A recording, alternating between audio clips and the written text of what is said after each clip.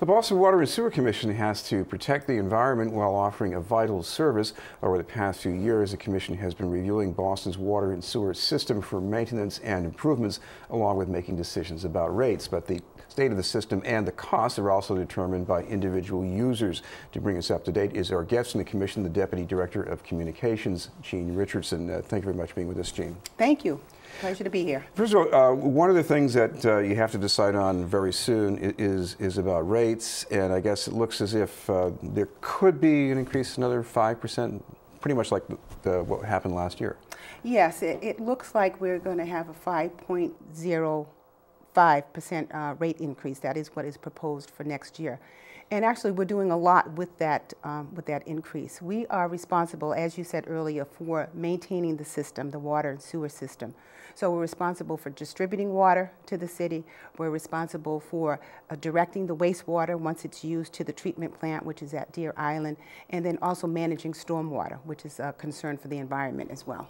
And over the past few years, you've done a very detailed study on which things need the most attention more quickly, right? Yes, matter of fact, we've done a very comprehensive study on our infrastructure so that we have checked our system, the infrastructure, and we've determined which pipes need to be replaced. We have a very aggressive capital improvement program, which means that we systematically every year replace a certain number of pipes, and that's sewer separation, water pipes, and storm drains. Now, people are saying, what does that mean, sewer separation? I guess if you're going to the beach, that really matters quite a bit sometimes. It does. Boston is a very old city, and so some of our pipes originally were combined pipes, so stormwater and wastewater were combined. So now we are separating across the city all of the combined pipes so that only rainwater goes to the harbor or to the rivers. Now, of course, another thing you've got to be concerned about is not just things that are normally in sewers, but there are things that, well, we put down the pipes ourselves, and I guess you have some advice about that. Oh, I absolutely do.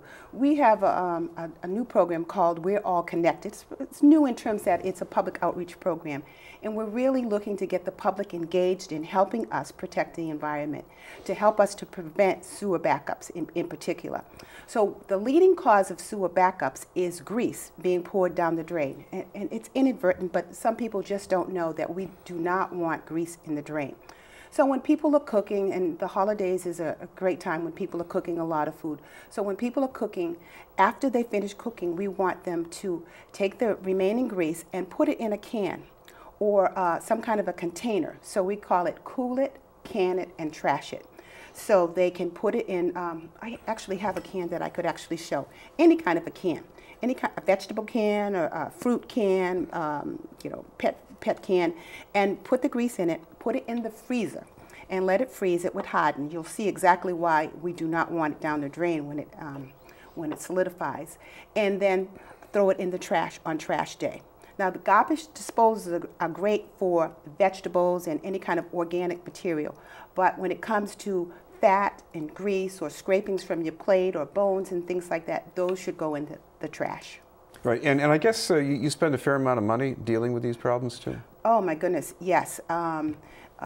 Part of what we do when there's a sewer backup in our main system is that we have to send out a truck and they have to, you know, remove the grease from the line. Homeowners are particularly bothered if they have backups. They have to call a service that would then clean their sewer. It's really a major problem. What about some of the other things that people might mistakenly think it's okay to throw down the pipelines, and maybe they shouldn't? Actually, there's something called flushables. People think they're wipes. There could be personal care wipes like baby wipes, personal care wipes, diaper wipes, cleaning products. Those are made out of cloth. And if people throw those into the toilet because they say flushable, that becomes a problem. They get stuck in the line, they get stuck at the MWRA treatment plant into a big crate, and we're spending a lot of money removing those articles. So even though it says flushable, we advise people to throw them in the trash. They will cause a sewer backup as well. Well, another thing to think of here is that using the Water and Sewer Commission, I think for the average household, it's about $945 a year. So any advice about how people can be more cost conscious about what they're doing? Well, I think when it comes to water use, just you know, be creative about how you use water. Water costs, the water that you use from Boston Water and Sewer Commission costs less than water that you may purchase elsewhere. So in a way, you're saving water if you actually use water from the tap for drinking. For drinking, that particularly. Our water comes from the Quabbin Reservoir. It's some of the best water that's around. It's really great. It's an ingenious system. It was all of the water is delivered without with 60 miles west of here, and it's delivered to Boston. But it's great. We have a wonderful protection system around the water, and so it's some of the best water. So if you use water from your tap, you're actually saving money rather than spending money. But ways that you can save in your budget in general is to, just be, don't let water run, but use what you need. Another thing here to consider is the cost for people on fixed incomes. There are some people in Boston who can get a discount on their rates too. Mm-hmm.